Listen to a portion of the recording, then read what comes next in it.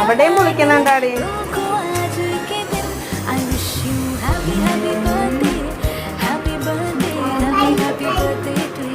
Look daddy.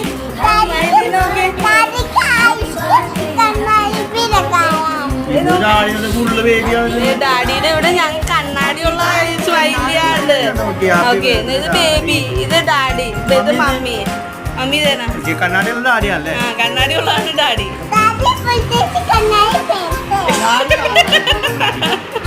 Okay, കണ്ണാടി glass വെക്കുന്നത് എങ്ങനെയുണ്ട്? ഇഷ്ടപ്പെട്ട?